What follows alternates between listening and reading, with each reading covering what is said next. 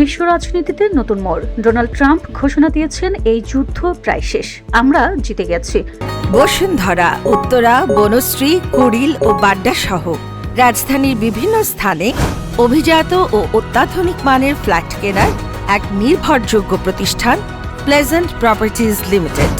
White হাউসের oval অফিসে গুরুত্বপূর্ণ এক শপথ অনুষ্ঠানে এমন বিস্ফোরক মন্তব্য করেন তিনি। ট্রাম্প দাবি করেন, বর্তমান পরিস্থিতিতে যুক্তরাষ্ট্র অনেক এগিয়ে এবং সংঘাত এখন শেষ পর্যায়ে পৌঁছে গেছে। তার ভাষায়, ইরান এখন চুক্তি করতে চায়, যদিও কার সঙ্গে আলোচনা চলছে তা স্পষ্ট করেননি তিনি।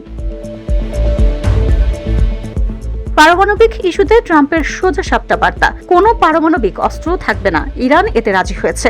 এছাড়া তিনি আরও দাবি করেন, ইরানের সামরিক শক্তি, বিশেষ করে নৌ, বিমান ও ক্ষেপণাস্ত্র প্রতিরক্ষা গুরুতরভাবে দুর্বল হয়ে পড়েছে। তার মতে, এই অবস্থায় ইরানের সামনে চুক্তি ছাড়া আর কোনো বাস্তবসম্মত পথ নেই।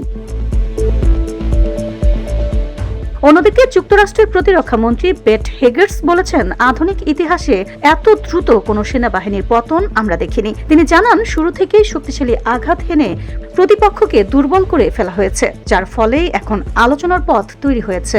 বিশ্ব রাজনীতির মঞ্চে কি তবে নতুন চুক্তির ইঙ্গিত, নাকি এটি কেবল কৌশলগত বার্তা? VOD Bangla news desk.